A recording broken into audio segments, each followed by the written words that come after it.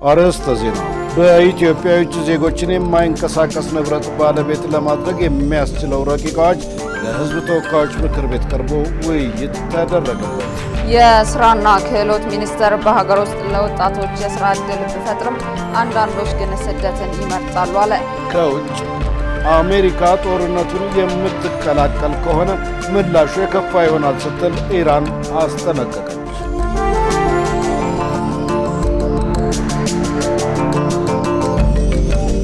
ጤና ይስጥልኝ ክቡራን ተመልካቾቻችን ከኢሳት ነጻ የህዝብ ሚዲያ የሰዓቱን ዜናዎች ይዘንላችሁ ቀርበናል። ትዕግስት ተስፋዬና እኔም ደረጀ ይልማ ዜናውን ወደ እናንተ እናደርሳለን። ለምልክት ቋንቋው ደግሞ ዳዊት ጎሳይ እንደዚሁ አብሮናል። ወደ ቀዳሚው ዜና አልፋለሁ። በኢትዮጵያ የውጭ ዜጎችን የማይንቀሳቀስ ንብረት ባለቤት ለማድረግ የሚያስችለው ረቂቅ አዋጅ ለሕዝብ ተወካዮች ምክር ቤት ቀርቦ ውይይት ተደረገበት። ረቂቅ አዋጁ ሀገሪቱ ከውጭ ምንዛሪ የምታገኘውን ጥቅም የሚያረጋግጥ መሆኑ ተመልክቷል። ትዕግስት ተስፋዬ ያዘጋጀችውን መሳይ ገዛኸኝ እንደሚከተለው ታቀርበዋለች። የህዝብ ተወካዮች ምክር ቤት የከተማ መሰረተ ልማት ትራንስፖርት ጉዳዮች ቋሚ ኮሚቴ የውጭ ዜጎች በኢትዮጵያ የማይንቀሳቀስ ንብረት ባለቤት ወይም ባለይዞታ የሚሆኑበትን አዋጅ ለመደንገግ የወጣውን ረቂቅ አዋጅ በተመለከተ ውይይት ተካሂዶ ከምክር ቤቱ አባላት የማሻሻያ ሐሳቦች ተነስተዋል። የቀረበው ረቂቅ አዋጅ የውጭ ሀገር ዜጎች ባለንብረት ወይም ባለይዞታ እንዲሆኑ የሚደነገግበት አግባብ ለአፈጻጸም የሚያስቸግር ከህገ መንግስቱ ጋር የሚጣረስ እንዳይሆን ሊፈተሽ ይገባል ያሉት የፌደራል ፍርድ ቤት ምክትል ፕሬዝዳንት አሸነፈች አበበ ናቸው። የአዋጅ ከወጣ በኋላ ከህገ መንግስቱ ጋር ተያይዞ ክርክሮች ቢነሱ ወዲያውኑ ለአፈጻጸም የሚያስቸግርበት ሁኔታ መኖር ስለሌለበትና ወደ ክርክር የሚጋብዝ መሆን ስለሌለበት ከህገ መንግስቱ ጋር በተያያዘ ያለውን ድንጋጌ በምን መልኩ ነው ለመፍታት ያሰብነው? ትርጉም የሚያስፈልገው ከሆነ በፌዴሬሽን ምክር ቤት ትርጉም መሰጠት ይኖርበታል አዋጁ ከመውጣቱ በፊት ብዬ ነው የማስበው። ምክንያቱም 43 ላይ የተገለጸው ነገር ግልጽ ነው። የገጠርም ሆነ የከተማ መሬት ባለቤትነቱ ለመንግስትና ለህዝብ ነው፣ ለብሔር ብሔረሰቦች ነው የሚሰጠው። ይሄን አልፈን ለውጭ ዜጎች መብቱን የምንሰጥበት በሊዝም ይሁን በሌላ ሚንስ የምንሰጥበት ፈቃጅ ነገር አለ ወይ ከህገ መንግስቱ በመነሳት የሚለው ነገር ምላሽ ማግኘት አለበት ብዬ ነው የምወስደው። ከዛ መለስ ግን ሊሚትድ በሆነ መልኩ የሌሎች ሀገራት ኤክስፒሪየንስ እንደታየ ነው ቅድም እንደተገለጸው። ከዛ በመነሳት በጣም ፍሌክሲብል ሆኖ የሚፈቅዱ አሉ፣ ሊሚትድ በሆነ የሚፈቅዱ አሉ በሚል ተነስቷል። እኛ እንደ ሀገር የወሰድነው አይ ቲንክ ሊሚትድ የሆነውን ነውና ተመሳሳይ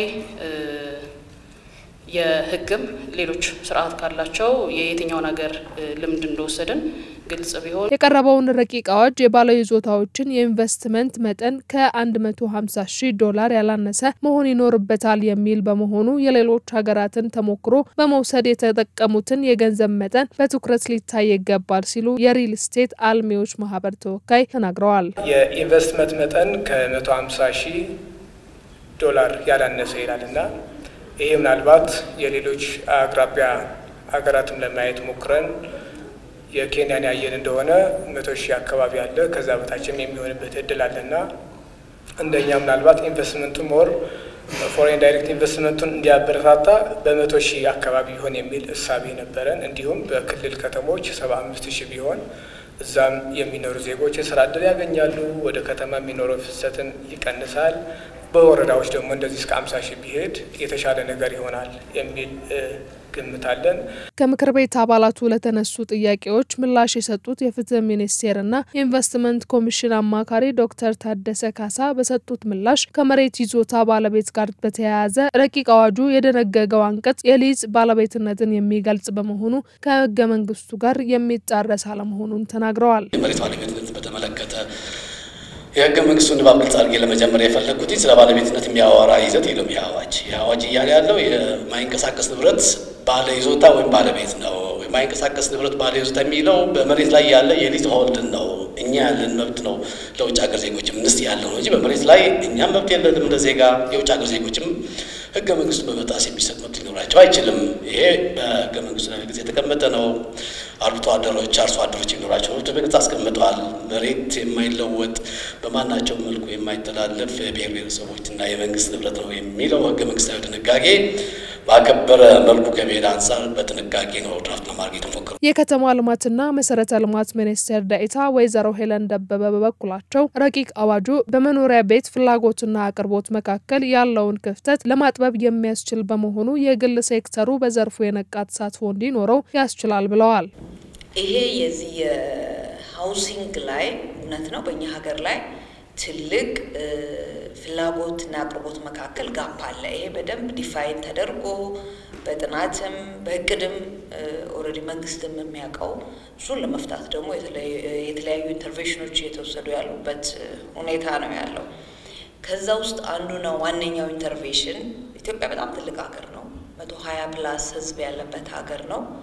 እዚህ ሀገር ላይ የቤት አቅርቦት ፍላጎት በየጊዜው እየጨመረ የሚሄድ ነው። ስለዚህ ይሄ ዘርፍ ከዚህ ቀደም ረጅም ጊዜ መንግስት የቤት ልማት ላይ አቅራቢ ሆኖ ሊቀጥል የሚችልበት ወይንም ትልቁን በርደን ኦፍ ሼር የሚወስደው እንደ መንግስት ተደርጎ ነው ፖሊሲ ዋይዝ የከተማ ልማት ፖሊሲ ላይ ሲቀመጥ የነበረው። ይሄ ግን በእነዚህ አይነት በጣም ሰፊ በሆነ ፍላጎት ባለ ሀገር ውስጥ የመንግስት ድርሻ ዘርፉ ደግሞ በጣም ካፒታል ኢንቴንሲቭ እንደመሆኑ መጠን እያደገ ባለ ኢኮኖሚ ውስጥ ይሄ ሁሉ በመንግስት አድሬስ ሊደረግ አይችልም ነው ራሽናሊ ዲፋይን የተደረገው። ስለሆነ ፕራይቬት ሴክተሩ እዚህ ዘርፍ ላይ ሼሩ ከፍ ማለት አለበት። ለፕራይቬት ሴክተሩ ይሄን ዘርፍ መክፈትና ሳቢ እንዲሆን ማድረግ አለብን። ኢንሴንቲቭ ሜካኒዝሞችን መዘርጋት አለብን የሚል ትልቅ ኢንተርቬንሽን ነው በመንግስት በኩል የተወሰደው። አዋጁ ከፍተኛ የውጭ ካፒታል እንዲገነባና አዎንታዊ የሆነ ኢንቨስትመንት እንዲኖር ያስችላል በማለት ለዝርዝር እይታ ወደ ህግና ፍትህ ቋሚ ኮሚቴ ጉዳዮች ተመርቷል። የስራና ክህሎት ሚኒስቴር በሀገር ውስጥ ለወጣቶች የስራ ዕድል ቢፈጥርም አንዳንዶች ግን ስደትን እንደሚመርጡ ገለጸ። በሌላ በኩል የስራ አጥነት ችግርን ለመቀነስ ከመንግስትና መንግስታዊ ካልሆኑ አጋር አካላት ጋር በጋራ እየተሰራ መሆኑ ተገልጿል። ገነት ዘዘው ተጨማሪ አላት። በኢትዮጵያ የስራ አጥ ቁጥርን ለመቀነስ የተለያዩ እርምጃዎች በመወሰድ ላይ ይገኛል። በዚህ ረገድም በሀገሪቱ ያለውን የስራ አጥ ቁጥር ለመቀነስ ወጣቶች በስራ ዕድል ፈጠራ ተጠቃሚ እንዲሆኑ ከማድረግ አኳያ ምን እየተሰራ ነው ሲል ኢሳት የስራና ክህሎት ሚኒስቴርን ጠይቋል። በሚኒስቴር መስሪያ ቤቱ የስራ ዕድል ፈጠራ መሪ ስራ አስፈጻሚ ዘሪሁን አለማየሁ በሰጡት ምላሽ ማንኛውም የስራ ዕድል የሚፈጠርለት ግለሰብ ስልጠና ካልወሰደ በስተቀር የስራ ዕድል የማይፈጠርለት መሆኑን ገልጸዋል። በመሆኑም የስልጠና ተቋማት ስራ አጥ ወጣቶችን ለማሰልጠን ዝግጅት ላይ መሆናቸውን ተናግረዋል። የትኛውም ስራ ዕድል የሚፈጠርለት ዜጋ ስልጠና ሳይወስድ ወይንም ሳይሰለጥን ስራ ዕድል የሚፈጠርበት አግባብ የለም። ስለዚህ የስልጠና ተቋማቶቻችን ስልጠናዎችን አዘጋጅተው ወጣቶችን እየጠበቁ ያሉበት ሁኔታ ነው ያለው። አቶ ዘሪሁን አክለውም ምንም እንኳን በሚፈለገው ልክ ስራ አጥ ወጣቶችን በስራ ዕድል ፈጠራ ተደራሽ ማድረግ ባይቻልም በአሁኑ ወቅት የአካባቢውን ችግር ፈቺ የሆኑ ፕሮጀክቶችን በመቅረጽ ከመንግስትና መንግስታዊ ካልሆኑ አጋር አካላት ጋር በጋራ እየተሰራ ነው ብለዋል። በዚህም ባለፉት 10 ወራት ሚኒስቴር መስሪያ ቤቱ ከያዘው እቅድ ውስጥ 90% ለሚሆኑ ወጣቶች የስራ ዕድል መፍጠሩን ገልጸዋል። አሁን እንደ ሀገር ባለፈው የ10 ወር የቅድ አፈጻጸም ግምገማችን በመንገመግምበት ወቅት ከአመቱ ያቀድነውን ስራ ወደ 90% ማሳካት የተቻለበት ሁኔታ ነው ያለው። ያ ማለት ግን ሙሉ ለሙሉ የስራ አጥነትን ችግር ቀርፈናል ማለት አይደለም እና ስራዎች አሁንም በስፋት መሰራት አለባቸው። ወጣቶች እየተደራጁ ወደ ስራ የሚገቡበትን እድል ይፈጠራል። የብድር አቅርቦት ጉዳዮች፣ የሼድ አቅርቦት ጉዳዮች፣ ስልጠናንና ስራን የማመጋገብ ስራ መሰራት አለበት። ያንን ደግሞ አስቻይ ሁኔታዎች መፈጠር መቻል አለባቸው። ስለዚህ እነዚህን የማስቻል ስራዎች ሚኒስቴር መስሪያ ቤቱ ከሚመለከታቸው መንግስታዊና መንግስታዊ ካልሆኑ ተቋማት ጋር በመቀናጀት ይሰራል ማለት ነው። በሌላ በኩል ከ2 ሚሊዮን በላይ ወጣቶች በስራ ገበያ መረጃ ስርዓት ላይ መመዝገባቸውን ተናግረዋል። በስልጠና ሂደት ያለፈ የትኛውም ወጣት የስራ ገበያውን እንደሚቀላቀል ቢታመንም አንዳንድ ወጣቶች ግን ከተቋሙ እውቅና ውጭ በሌሎች አካላት ግፊት አማካይነት በህገወጥ መንገድ ወደ ስደት የሚያመሩ መኖራቸውን ይናገራሉ። ከሚኒስቴር መስሪያ ቤቱ ውጪ እውቅና ውጪ በሌሎች አካላት ቅስቀሳ አማካኝነት የተለየ ጥቅም እንደሚያገኙ በማሰብ ህገወጥ በሆነ መንገድ ወደ ስደት የሚመርጡ ወጣቶችም ደግሞ እንዳሉ ይታመናል። መውጣትም ከፈለጉ በተዘጋጀላቸው ኢትዮጵያ በተፈራረማችባቸው ሀገሮች ያሉ የስራ እድሎችን ብቻ ተጠቅመው በተለያዩ አካላት የሚሰጠውን ቅስቀሳ ወደ ጎን በመተው በዚህ በህጋዊ አማራጭ ብቻ ቢጠቀሙ እነሱም ተጠቃሚ ይሆናሉ። አሁን ወደ ውጭ ምንልካቸው ላይ ሰፊ ስልጠናዎች እየተሰጡ ነው የሚሄዱት። ስለዚህ ያንን የስልጠና ተጠቃሚ የስልጠና እድል ተጠቅመው ለራሳቸውም ከዚህ በፊት ከአሰሪዎች ጋራ የሚኖሩትን ግጭቶች በመቀነስ በስራው ላይ በቋንቋ ላይ እንደዚሁ በቂ ግንዛቤ ጨብጠው ስለሚሄዱ ከአሰሪዎች ጋር የሚፈጠሩ የአለመግባባቶችን ለመቀነስ ያስችላቸዋል። ወጣቶች ወደ ስራ የሚገቡበትን እድል ለማመቻቸት የስራ እድል ፈጠራ ላይ በትኩረት ሊሰራ ይገባል ይላሉ። ጥገና የሚያስፈልጋቸውን ቅርሶች በመለየት የመጠገን ስራ እየተሰራ ነው ሲል የኢትዮጵያ ቅርስ ባለስልጣን አስታወቀም። ቅርሶችን የመጠገን ስራ እየሰራ ቢሆንም የፋይናንስ እጥረትና ሌሎች ተያያዥ ችግሮች እየገጠመው መሆኑንም ባለስልጣኑ አስታውቋል። መሰረት ባዩ ተጨማሪ አላት። በኢትዮጵያ የተለያዩ አካባቢዎች ጥንታዊና ታሪካዊ ቅርሶች መኖራቸው ይታወቃል። እነዚህ ቅርሶችም ለቱሪስት መስህብ በመሆን በቱሪዝም ዘርፉ ገቢ ያስገኛሉ። በኢትዮጵያ ቅርስ ባለስልጣን የቅርስ ጥበቃና ልማት መሪ ስራ አስፈጻሚ ሀብታሙ አብርሃ ለኢሳት እንደገለጹት ባለስልጣኑ የቅርሶችን ደህንነት በማስጠበቅ በኩል የተለያዩ ስራዎችን እየሰራ እንደሚገኝ ገልጸዋል። በተያዘው በጀት ዓመት ውስጥም ጥገና የሚሹ 17 ቅርሶችን ለመጠገን ታቅዶ 6 ቅርሶችን መጠገን መቻሉን ገልጸው በሂደት ላይ የሚገኙ መኖራቸውን ተናግረዋል። ጥገና የተደረገላቸው ቅርሶችም የኢትዮጵያ ብሔራዊ ሙዚየም የሎሬት ሜትር አርቲስት አፈወርቅ ተክሌ መኖሪያ ቤትን ጨምሮ ሌሎች ታሪካዊ ቅርሶች መሆናቸውን ጠቁመዋል። በባለስልጣን መስሪያ ቤቱ ከተያዙ እቅዶች መካከል በዚህ በቅርሶችን ከመጠበቅና ከማልማት አንጻር አክቲቭ ጥገና ላይ ወደ 17 ቅርሶችን በበጀት ዓመቱ እንጠግናለን ብለን ነው ያሰብነው። እንጠግናለን ሲባል በተለይ ከ17ቱ ለ6ቱ የቅርስ ጥበቃቸውን ሙሉ በሙሉ አጠናቅቆ ማጠናቀቅ፣ ለቀሪዎቹ 11 ደግሞ የቅርስ ጥበቃ ስራዎቻቸውን ማስጀመር በሚል በበጀት ዓመቱን ከተያዙ ስራዎች ያው በማከናወን ላይ እንገኛለን። ስራ አስፈጻሚው አክለውም ከመንግስት የሚመደበውን በጀት ጨምሮ ከሌሎች ዓለም አቀፍ ለጋሽ ተቋማት በሚገኘው ገቢ ጥገና እየተደረገ ቢሆንም የፋይናንስ እጥረት እየገጠመው መሆኑን አንስተዋል። በተጨማሪም የቅርስ ጥገና ባለሙያዎች ተንቀሳቅሰው ጥገና ለማድረግ የሰላም ሁኔታ የተረጋጋ ለመሆን ተጽዕኖ እየፈጠረባቸው መሆኑን ጠቁመዋል። አንዳንድ የመሰረተ ከተሞቻችን የማደግ መቻል አለባቸው። የማህበረሰቡን ፍላጎት ማሟላት መቻል አለባቸው።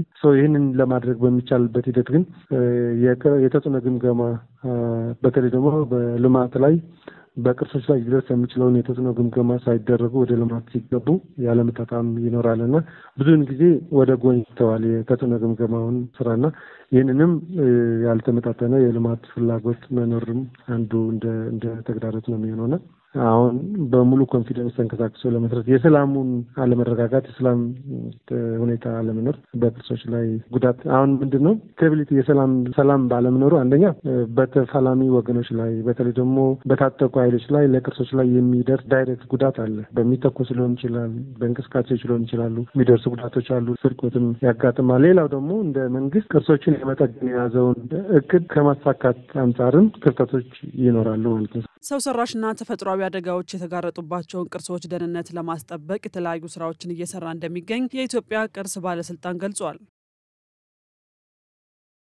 በትግራይ ክልል የ8ኛ ክፍል ፈተና ከሚወስዱ ተማሪዎች መካከል 1095 ተማሪዎች በተለያዩ ምክንያቶች አለመፈተናቸውን የክልሉ ትምህርት ቢሮ ገለጸ። በሌላ በኩል በክልሉ የሚገኙ የግል ትምህርት ቤቶች በሚቀጥለው 2018 ዓ.ም የትምህርት ዘመን ምንም አይነት የክፍያ ጭማሪ እንዳያደርጉ የክልሉ ትምህርት ቢሮ ውሳኔ ማሳለፉ ታውቋል። ሰላማዊት ሙሉጌታ በትግራይ ክልል በነበረው የጸጥታ ችግር ምክንያት ትምህርት ሚኒስቴር የትምህርት ጥራትን ለማሻሻል ያግዛል በሚል በ2015 ዓ.ም በሀገር አቀፍ ደረጃ የተጀመረው አዲሱ ስርዓተ ትምህርት በክልሉ ተግባራዊ እንዳልተደረገ ይታወቃል። ከዚሁ ጋር ተያይዞ ኢሳት ነጻ የህዝብ ሚዲያ የ8ኛ ክፍል ፈተና አሰጣጥ ምን ሁኔታ ነበረው፣ ምን አይነት ተግዳሮቶች አጋጥመዋል የሚለውን ጨምሮ የክልሉን ትምህርት ቢሮ ጠይቋል። በዚህም የክልሉ ትምህርት ቢሮ ኮሙኒኬሽን ዳይሬክተር ስዩም ሀጎስ በሰጡት ምላሽ በክልሉ ከሰኔ 4 እስከ 6 ባሉት ቀናቶች ውስጥ የ8ኛ ክፍል ተማሪዎች ፈተናውን በጥሩ ሁኔታ የወሰዱ መሆኑን ገልጸው ሆኖም ግን በተለያዩ ምክንያቶች 1095 የሚሆኑ ተማሪዎች በፈተና ገበታ አለመገኘታቸው አስታውቀዋል። ተፈታኞች ከ67048 ተማሪዎች መካከል 1095 የሚሆኑ ተማሪዎችን በፈተና በሰዓት ላይ ያልተገኙበት ምክንያትም ያው ብዙ ምክንያቶች መጠቀስ ይቻላል። ዋነኞቹ ግን አብዛኛዎቹ ተፈናቅለው የሚመጡ ተማሪዎች ናቸው። እነዚህ ተፈናቃዮች ምግብ ፍለጋና ራሳቸውን ለመቻል የሚያደርጉት ጥረት እንዲሁም አንዳንዶች ደግሞ በግል ጉዳያቸው የቀሩ ናቸው እንጂ በሌላ ምክንያት አይደለም። አብዛኛዎቹ ተማሪዎች ደግሞ ፈተናውን ተጀምሮ እስኪያልቅ ድረስ በሁኔታ ነው ተለቀው። የአዲሱ ስርዓተ ትምህርት ትግበራ እስካሁን ድረስ ተግባራዊ ያልተደረገው ለመጻፍ ዝግጅት የሚውል የገንዘብ እጥረት በመኖሩ ነው ይላሉ። እንደምታውቂው እኛ እስካሁን ስንጠቀምበት የነበረውን በጦርነቱ በኋላ የተቀላጠፈ የትምህርት ስርዓት ነበር የምንከተለው የነበረው። አክሰለሬትድ ኤጁኬሽን ፕሮግራም ይባላል። የተቀላጠፈ የትምህርት ስርዓት አሁን እየጨረስን ነው። ጨርሰን ወደ አዲሱ ወደ ነባሩ ወይም ትክክለኛውን ስርዓት አንድ ተማሪ በአመት 2 ጊዜ የሚያልፍበት ስርዓት ነበር። ያ የተቀላጠፈ ትምህርት ምንድነው? በአሁኑ ሰዓት ግን ከ2018 ጀምረን ግን ወደ አንድ ተማሪ አመት ሙሉ የሚማርበትን ስርዓት እያስኬድ ነው ያለነው። የአዲሱን ስርዓተ ትምህርት በዝግጅት ላይ ነን ያለነው። ግን በበጀት ምክንያት ግን የምንፈልገውን ያርቀት ልንጓዝ አልቻልንም። በበጀት ምክንያት እጥረት አሁንም አቋርጠን ነው ያለነው። በዝግጅት ላይ ነው ያለነው። ዝግጅቱ አለ። የሚፈልገውን ቶሎ ብለን እንዳንጨርስ ግን የበጀት ችግር እጥረት ስላለ ይሄኛውን አቋርጠን ነው ያለነው። መንግስት የሚፈልገውን ያህል በጀት ተላከልን ግን አዲሱ ስርዓተ ትምህርት ለመተግበር እንሞክራለን። በሌላ በኩል በክልሉ የሚገኙ የግል ትምህርት ቤቶች በሚቀጥለው 2018 የትምህርት ዘመን ምንም አይነት የክፍያ ጭማሪ እንዳያደርጉ የክልሉ ትምህርት ቢሮ ውሳኔ ማሳለፉ አስታውቀዋል። አዲስ የሚጀምሩ ትምህርት ቤቶችም ካሉ በአካባቢው ያሉ ትምህርት ቤቶች የሚያስከፍሉት ዋጋ ያገናዘበ እንዲሆን መደረጉም ጠቁመዋል። አሁን በቅርቡ የትግራይ ትምህርት ቢሮ አንድ ውሳኔ ያስተላልፏል። ውሳኔው ምንድነው? የግል ትምህርት ቤቶች በቀንም በማታም በትምህርት ቤትም የሚያስከፍሉት የነበረ ክፍያ አምና በሚያስከፍሉት በነበረ ሁኔታ እንዲሆን ወስኗል። የመንግስት ትምህርት ቤቶች ደግሞ ለመመዝገቢያ ለአንዳንድ ጉዳዮች ለስራ ጉዳዮች እያሉ የሚያስከፍሏቸውን ጉዳዮች ካል የመመዝገቢያ ፈጽሞ የማይቻል መሆኑ ለአንዳንድ የስራ ማስኬጃ ምናምን አገልግሎት በሚሰጡበት የሚያስከፍሉት ጉዳዮች ደግሞ 2017 ያስከፍሉት በነበረበት ሁኔታ እንዲያስከፍሉ ወስኗል። በክልሉ የመማር ማስተማር ሁኔታን የሚያስተጓጉሉ ጉዳዮች ተቀርፈው በሚቀጥለው የትምህርት ዘመን ወደ አዲሱ ስርዓተ ትምህርት ትግበራ ለመግባት እንዲሁም የትምህርት ስርዓቱ ወደ ነበረበት ለመመለስ ጥረት እየተደረገ ነው ብለዋል። ክቡራን ተመልካቾቻችን ከኢሳት ነጻ የህዝብ ሚዲያ ዜናዎቻችን አሁንም እንደቀጠሉ ናቸው። በቀጣይነት ደግሞ የቢዝነስ መረጃዎችን የምንሰማበት ሰዓት ላይ ደርሰናል። የቢዝነስ መረጃዎችን ወደ እናንተ ልታደርስ ባልደረባችን ገነት ዘዛው እየጠበቀችን ነው። ወደ መረጃዎቹ እናመራለን።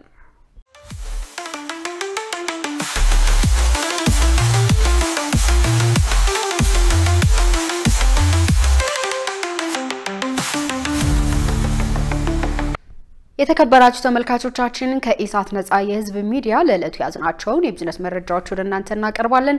ከዘገባዎቹ ጋር ገነት ዘዘው ነኝ። አብራችሁን ቆዩ። የአፍሪካን የንግድ ልውውጥ የሚያሳድግ ፕሮጀክት በኢትዮጵያ ሊተገበር ነው ተባለ።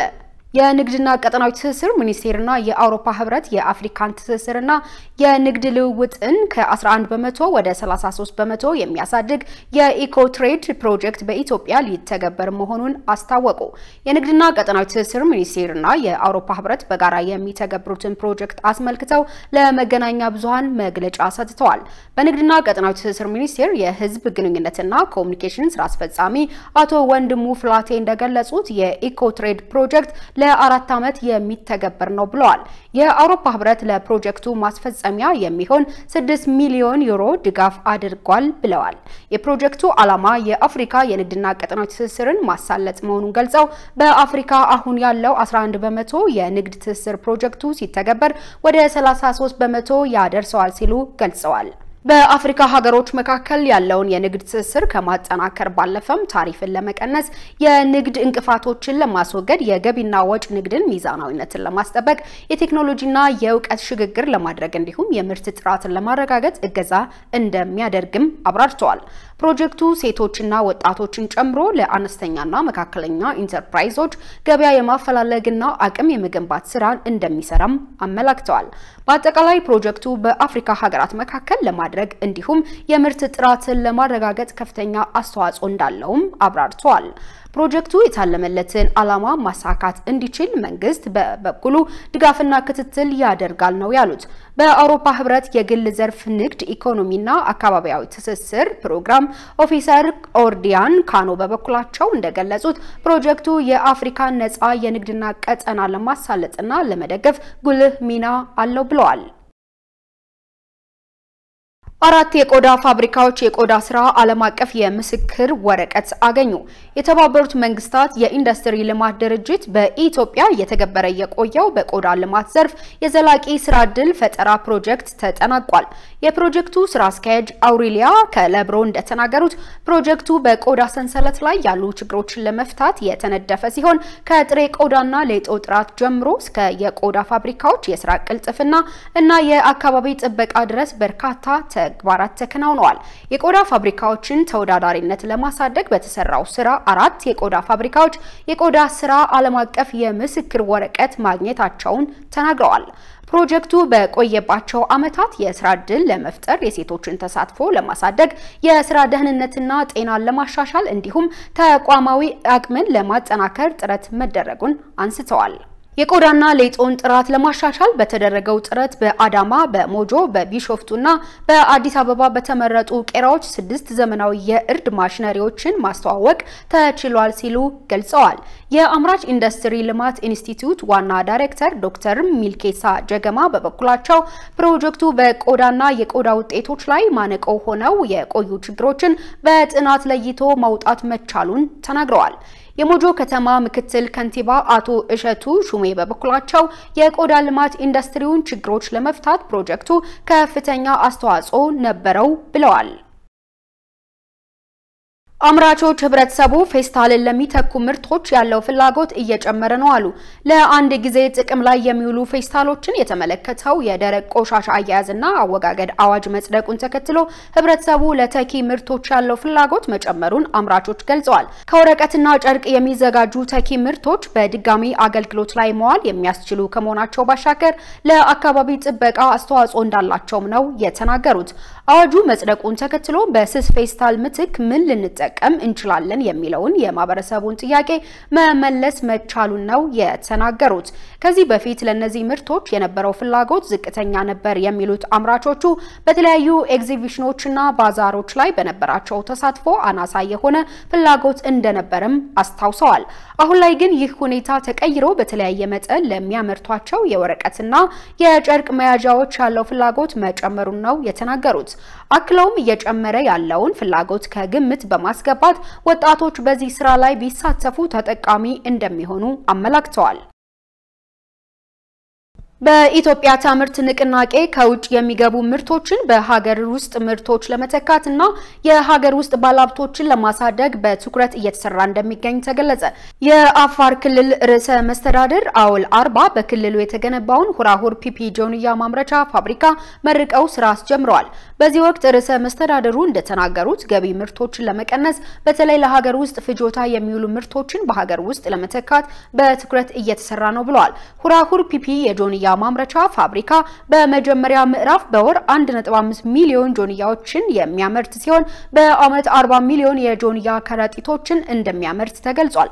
ፋብሪካው ሙሉ በሙሉ ወደ ስራ ሲገባ በወር 6 ሚሊዮን ከረጢቶች እንዲሁም በአመት 67 ሚሊዮን የጆንያ ከረጢቶችን የማምረት አቅም እንዳለው ተነግሯል። የግብርናና ሌሎች ምርቶች ለመያዝ በምቹ ሁኔታ የሚሰሩ ጆንያዎች መሆናቸው የተገለጸ ሲሆን የአካባቢ ብክለትን ለመቀነስ እንደሚረዳም ጭምር ተጠቁሟል።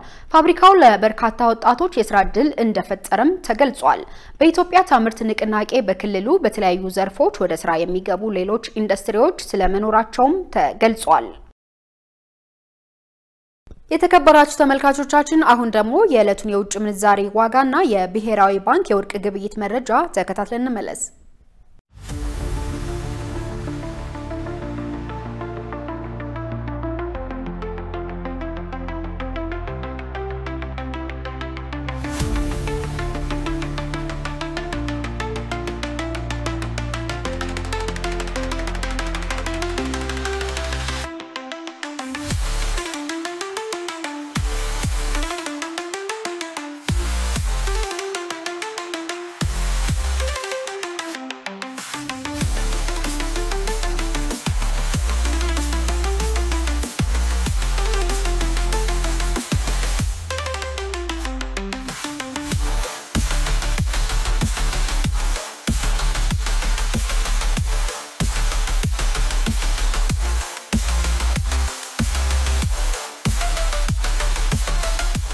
የተከበራችሁ ተመልካቾቻችን ለዕለቱ ያዝናቸው የቢዝነስ መረጃዎች ይህን ይመስሉ ነበር። ወደ ቀጣይ ዜና ላሳልፋችሁ።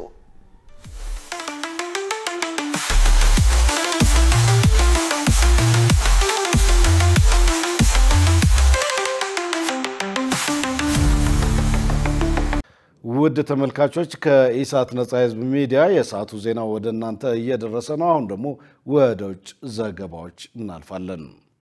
በጋዛ ከጭነት መኪናዎች እርዳታ ለማግኘት በተሰበሰቡ ሰዎች ላይ በተከፈተ ተኩስ ቢያንስ 59 የጋዛ ነዋሪዎች መገደላቸው ታወቀ።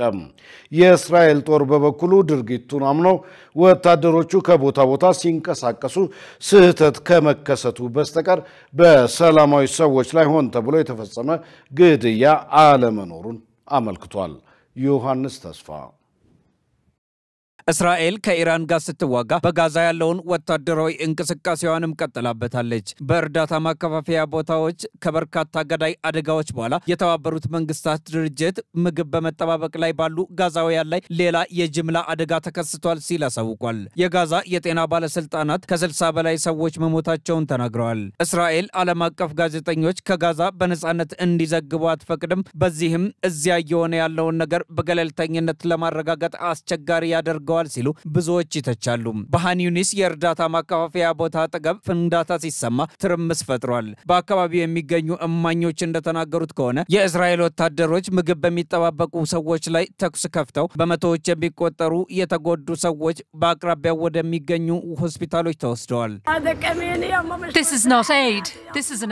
ይህ እርዳታ አይደለም፣ ጭፍጨፋ ነው። ይህ እርዳታ ሳይሆን በወጣቱ ላይ ያነጣጠረ ነው። እነሱን ለመመገብ ሳይሆን ለመግደል ያለመም ነው። እያንዳንዱ ጨቋኝና የአረብ ገዢዎች ከኛ ጎን ስላልቆሙና ጦርነቱን ስላላስቆሙ ወደ ፈጣሪ እንጮሃለን። አምላክ እንዲበቀላቸውም እጠይቀዋለሁ።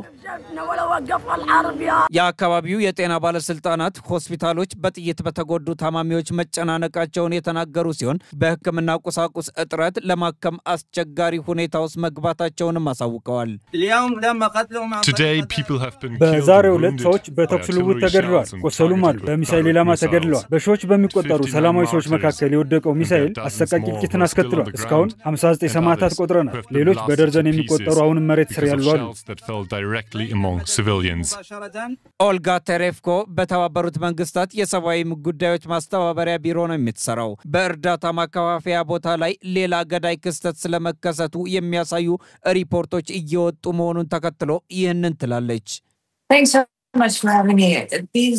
እነዚህ ዘገባዎች በጣም አስፈሪ ናቸው። በዛሬው ዕለት የጤና አጋሮቻችን ከ60 በላይ ሰዎች መሞታቸውንና ወደ 300 የሚጠጉ መቁሰላቸውን አሳውቀውናል። የጅምላ ጉዳት ክስተቶች አሁንም ቀዶ ጥገና ለማድረግ እየተቸገሩ ባሉ ሆስፒታሎች ላይ ከፍተኛ ጫና እያሳደሩ ነው። እናም ይህ በጣም አሳሳቢ ነው። በረሃብ ላለመሞት በሚደረጉ ጥረት ሰዎች እየተገደሉና እየተጎዱ መሆናቸውን የሚያሳይ ይመስላል። survive and not to starve to death. የእስራኤል ጦር ድርጊቱን አምኖ ወታደሮቹ ለቀናት ከነበሩበት ሲንቀሳቀሱ ስህተቱ መከሰቱን ተናግሯል። በሰላማዊ ሰዎች ላይ ሆን ተብሎ የተፈጸመ ድርጊት አለመኖሩንም አስተባብሏል። የጋዛ ጤና ጥበቃ ሚኒስቴር አዲሱ የእርዳታ ስርዓት ከተጀመረበት ጊዜ ወዲህ ምግብ ለማግኘት በሚሞክሩ ሰላማዊ ሰዎች ላይ የሚደርሰው ግድያ የዕለት ተዕለት ክስተት ሆኗል ብሏል። የተባበሩት መንግስታት ድርጅት ኤጀንሲዎችና የዋና ዋና የረድኤት ቡድኖች አዲሱን አሰራር በመተቸት ውድቅ ያደረጉት ሲሆን በጋዛ እየጨመረ የመጣውን የህዝቡን ፍላጎት ሊያሟላ እንደሚችል በመግለጽም ረሃብ ተስፋፍቷል ብለዋል። መረጃውን ስናጠናቀር አልጀዚራ፣ ሲኤንኤን፣ ዶይቼ ቬለና ሌሎችን በዋቢነት ተጠቅመናል። አሜሪካ ጦርነቱን የምትቀላቀል ከሆነ ምላሹ የከፋ ይሆናል ስትል ኢራን አስጠነቀቀች። ይህ በእንዲህ እንዳለ የእስራኤል የስካውን ጥቃት የኢራንን የኒውክሌር ፕሮግራም ፈጽሞ አያስቆምም ተብሏል። ሸሪፍ ኢማም በቴህራን እዚህም እዚያም ጭሶች ይስተዋላሉ። እስራኤል ስድስተኛ ቀኑን በያዘውና በኢራን የኒውክሌር ፕሮግራም እና የጦር መሳሪያ ላይ በፈጸመችው ጥቃት ሳቢያ ጥቃቱ የተፈጸመው ኢራን በእስራኤል ላይ በርካታ ሚሳኤሎችን ማስወንጨፏን ተከትሎ ነው። ከኢራን ከተወነጨፉ ሚሳኤሎች መካከል ፋታ የተሰኘ ሃይፐርሶኒክ ሚሳኤል ይገኝበታል። የእስራኤልን የአየር መከላከያ ጥሶ ያለፈ። ይህ በእንዲህ እንዳለ የአሜሪካው ፕሬዝዳንት ዶናልድ ትራምፕ ኢራን ያለምንም ቅድመ ሁኔታ ወደ ስምምነት እንድትመጣ ጠይቀዋል። እንዲህ በማለት እኛ አሁን ላይ የኢራንን የአየር ክልል ሙሉ በሙሉ ተቆጣጥረናል በማለት አሜሪካ እስራኤልን በመደገፍ በጥቃቱ ተካፋይ የምትሆን ከሆነ ኢራን አጸፋዊ እርምጃዋ የከፋ እንደሚሆን አስታውቃለች። ይህ በእንዲህ እንዳለ የእስራኤል መከላከያ ኃይል ከአርብ ዕለት ጀምሮ 1100 የተመረጡ የኢራን ኢላማዎችን መምታቱን አስታውቋል። እስራኤል በኢራን የሚገኙ 2 የኒውክሌር ማብለያ ጣቢያዎችን መምታቷን የዓለም አቀፉ የአቶሚክ ኢነርጂ ኤጀንሲ አረጋግጧል። ኤጀንሲው ለይቶ እንዳስታወቀው የማብለያ ጣቢያዎቹ አንደኛው ካራጂ የሚገኝ ቴሳ ኮምፕሌክስ ሲሆን ሌላኛው ደግሞ በቴህራን የሚገኝ የምርምር ማዕከል ነው። በኢራን የሚሳኤል ጥቃት የደረሰበት ማዕከላዊ እስራኤል ከተማ ሄርዜሊያ ላይ የተገኙት የእስራኤል የተቃዋሚ መሪ ያር ላፒድ እስራኤል በኢራን እያደረሰች ያለውን ጦርነት አሜሪካም እንድትቀላቀል ለአሜሪካው ፕሬዝዳንት ዶናልድ ትራምፕ ጥሪ አቅርበዋል። ኢራን በበኩሏ አሜሪካ ጥቃቱን የምትቀላቀል ከሆነ ምላሿ የከፋ እንደሚሆን አስታውቃለች። የኢራን መንፈሳዊ መሪ አያቶላ አሊ ሆሚኒ ረቡዕ ዕለት የአሜሪካው ፕሬዝዳንት ዶናልድ ትራምፕ አገራቸው አሜሪካ የምትለው እንድትቀበል የሰጡትን ማስጠንቀቂያ በተመለከተ ማንኛውም በአሜሪካ የሚፈጸም ጥቃት ቢሰነዘር ምላሻቸው የከፋ ሊሆን እንደሚችል ተናግረዋል። በጥቂት ቀናት ውስጥ በተካሄደ ጦርነት እስራኤል የኢራንን ምርጥ ሳይንቲስቶች ገድላለች፣ ምርጥ የጦር መሪዎችን ገድላለች። ይህ ብቻ አይደለም፣ የኢራን የኒውክሌር ፕሮግራሞች ላይም ጥቃት አድርሳለች። ይህም የእስራኤልን የወታደራዊና የደህንነት የበላይነት ያሳየ ድርጊት ተደርጎ ተወስዷል። ይሁን እንጂ አንድ የሚነሳ ነጥብ አለ። ይህ ሁሉ ሆኖ በተለያየ ስፍራ የሚገኙና ጥብቅ ጥበቃ የሚደረግለትን የኢራን የኒውክሌር ፕሮግራም በተገቢ ሁኔታ ማውደም አልተቻለም የሚል ነው። በዚህ ደግሞ የእስራኤል የጦር አዛዥና ዓለም አቀፍ የኒውክሌር ፕሮግራም ተቆጣጣሪ ኤክስፐርቶች ይስማማሉ። አሁን ያለው ሁኔታ ጦርነት ማለታቸው ነው። የኒውክሌር ፕሮግራሙን የማያወድም ከሆነ ኢራን በቀጣይ የኒውክሌር ቦምብ በፍጥነት እንድታመርት ሊያበረታታት ይችላል ተብሏል። የእስራኤል ቀድሞ ኢራን ላይ ጥቃት መሰንዘር ኢራን የኒውክሌር ቦምብ ለማምረት ያላትን ችሎታ በጥቂት ወራት አዘግይቶታል ሲሉ ማንነታቸው እንዳይገለጥ የፈለጉ የእስራኤል ባለስልጣን ተናግረዋል። ነገር ግን እንደ አሜሪካ የደህንነት ባለስልጣናት እምነት ቴህራን መሳሪያውን ለማምረት 3 ዓመት ገና ይቀራታል ብለዋል። ሲኤንኤን ማክሰኞ ዕለት እንደዘገበው የመዘግየቱ ነገር ደግሞ ያጋጣሚ አይደለም። የእስራኤሉ ጠቅላይ ሚኒስትር ቤንያሚን ኔታንያሁ ጥቃት የመሰንዘራቸው ምክንያት ኢራን የኒውክሌር ቦምብ የማምረት ደረጃ ላይ መድረሷን ተከትሎ መሆኑን ተናግረዋል። ይሁን እንጂ ይህ እውነት ቢሆንም እስካሁን የተወሰዱ እርምጃዎች በቂ አይደሉም። በቀጣይም እስራኤል ብቻዋን ለረጅም ጊዜ ጥቃት መፈጸም አይቻላትም ከአሜሪካ እገዛ ውጪ ብለዋል። እስራኤል ከኢራን ወደ ግዛቷ የሚወነጨፉ በርካታ ሚሳኤሎችን ማጨናገፍ ችላለች። ሁሉንም ሳይሆን ጥቂት አልፎ የሄዱት ጉዳት አድርሰዋል። የእስራኤል የአየር መከላከያ በአብዛኛው የሚተማመነው በአይረን ዶም ሲስተሙ ነው። ሲስተሙ አስቀድሞ የሚመጣን ሚሳኤል ፍጥነትና አቅጣጫ የመለየት አቅም አለው። በዚህ አግባብ የዶም ሲስተም መቆጣጠሪያ ማዕከል የሚተኮሱ ሚሳኤሎችን አስቀድሞ በማጥናትና በመለየት ለእስራኤል ከተሞች ስጋት ናቸው አይደሉም የሚለውን ይለያል። ስጋት ሆነው ከተገኙ የሚሳኤል ተኳሽ ቡድኑ የተተኮሱትን የሚያከሽፍ ሚሳኤል ይተኩሳል። ይህን የሚያደርገው ላውንቸር 20 የማወናጨፊያ ሚሳይሎች አሉት። በእስራኤል የተለያዩ አካባቢ የሚገኙ 10 የአይረን ዶም ሲስተሞችም አሉ። ሌላ ሲስተሞች ደግሞ መካከለኛና ረጅም ርቀት የሚጓዙ ሚሳይሎችን የሚያጨናግፉ ናቸው። የዳዊት ወንጭፍ የሚባለው ሚሳይል ከ40 እስከ 300 ኪሎ ሜትር ባለው ውስጥ ሚሳይሎችን ማጨናገፍ ይቻላል። ቪአሮስ ሲስተም የተሰኘው ደግሞ እስከ 2400 ኪሎ ሜትር ድረስ ያሉ ሚሳይሎችን ማጨናገፍ ይቻላል። የዋል ስትሪት ጆርናል እንደዘገበው እስራኤል አውሮ የተሰኘ የሚሳይል መከላከያ መሳሪያ እጥረት እያጋጠማት ነው። ይህም ከኢራን የሚተኮሱ ረጅም ርቀት የቦሊስቲክ ሚሳይሎችን ለማክሸፍ ችግር ይገጥማታል ብሏል። ማንነታቸው ያልተገለጸ የአሜሪካ ባለስልጣን ለጋዜጣው እንደነገሩት ዋሽንግተን ያለውን የአቅም ችግር በመገንዘብ የእስራኤልን የመከላከያ አቅም ለማጎልበት ጥረት አድርጋለች። በምድር ላይ በባህርና በአየር ላይ ያሉ ሲስተሞችን በማጎልበት ብለዋል። ዜናውን ስናዘጋጅ ዘ ጋርዲያን፣ አሶሺየትድ ፕሬስ እና አልጀዚራን በመረጃ ምንጭነት ተጠቅመናል። ውድ ተመልካቾች አሁን ደግሞ የስፖርት ዘገባዎችን የምንከታተልበት ሰዓት ላይ ደርሰናል። ሙሉ ቀን ሰለሞን ይጠብቀናል። ወደዛው እንለፍ። ለጤንነት ለምት ለወዳጅነት ሰላም ጤና ይስጥልን ተመልካቾቻችን። ከኢሳት ነጻ የህዝብ ሚዲያ ለዕለተ ረቡዕ ያዘጋጀናቸውን አጫጭር ስፖርታዊ መረጃዎች ይዘን ቀርበናል። ከመረጃዎቹ ጋር ሙሉ ቀን ሰለሞን ነኝ። የኢትዮጵያ ፕሪሚየር ሊግ የ35ኛ ሳምንት መርሃ ግብር ትላንት ድሬዳዋ ከተማ ከስሑል ሽረ ጋር ባደረጉት ጨዋታ ተጠናቋል። በጨዋታው የመውረድ ስጋት ውስጥ የነበረው ድሬዳዋ ከተማ አስቀድሞ መውረዱን ያረጋገጠውን ስሑል ሽረን 4-2 አሸንፎ ነጥቡን 43 በማድረስ ራሱን ከወራጅ ቀጠና ማውጣት ችሏል። የ2017 የኢትዮጵያ ፕሪሚየር ሊግ ሊጠናቀቅ አንድ ጨዋታ ብቻ የቀረው ሲሆን መድን አስቀድሞ ሻምፒዮን መሆኑ ይታወቃል። ወልዋሎ አዲግራት ዩኒቨርሲቲና ስሑል ሽረ ደግሞ ወደ ታችኛው ሊግ መውረዳቸው የተረጋገጡ ቡድኖች ናቸው። ፋሲል ከነማ፣ ኢትዮ ኤሌክትሪክ፣ መቀለ ሰባ እንደርታና አዳማ ከተማ ሌሎች የመውረድ ስጋት ያለባቸው ቡድኖች ሲሆኑ ፋሲል ከነማ በ42 ነጥብ 13ኛ፣ ኢትዮ ኤሌክትሪክ በ41 ነጥብ 14ኛ፣ መቀለ ሰባ እንደርታ በ41 ነጥብ 15ኛ እና አዳማ ከተማ በ39 ነጥብ 16ኛ ደረጃ ላይ ተቀምጠው በሊጉ ለመቆየት የመጨረሻ ጨዋታቸውን ይጠብቃሉ። በ2017 ዓ.ም የውድድር ዘመን 4 ቡድኖች ወደ ከፍተኛ ሊግ እንደሚወርዱ ይታወቃል። ሊቢያ የሊግ ጨዋታዎቿን በጣሊያን ልታደርግ ነው። የሊቢያ እግር ኳስ ፌዴሬሽን የሊቢያ ፕሪሚየር ሊግ ጥሎ ማለፍ ጨዋታዎች ጣሊያን ሚላን ውስጥ እንደሚደረጉ አስታውቋል።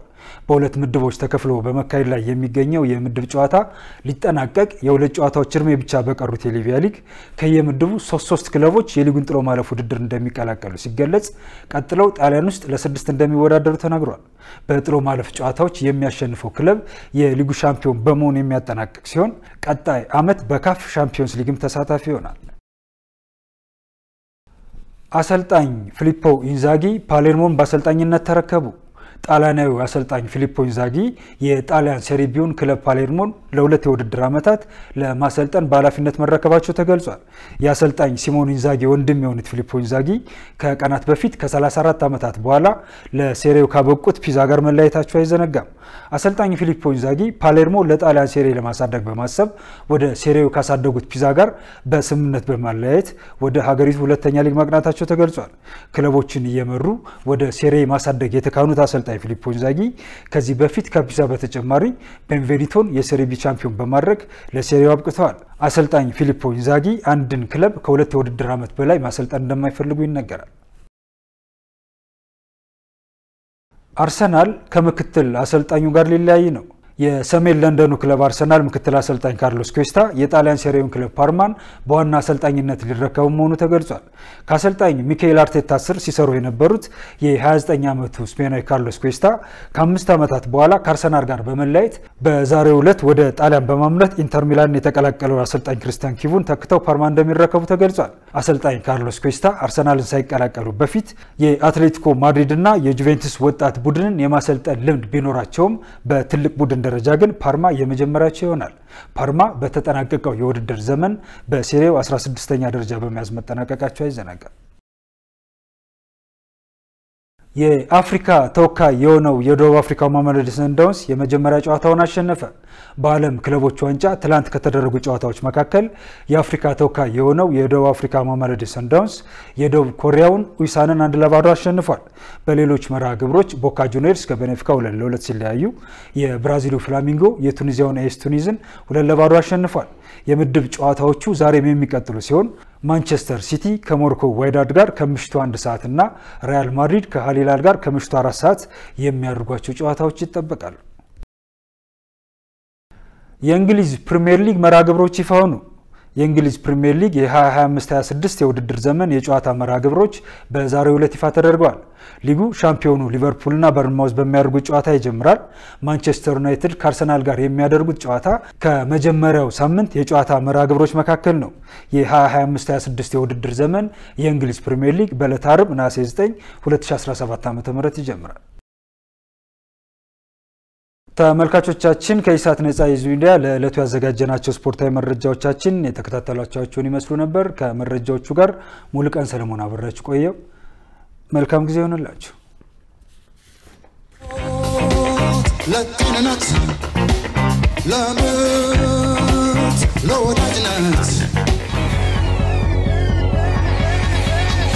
ክቡራን ተመልካቾቻችን ከኢሳት ነጻ የህዝብ ሚዲያ ለሰዓቱ ያዝናቸው ዜናዎች በዚሁ ተጠናቀዋል።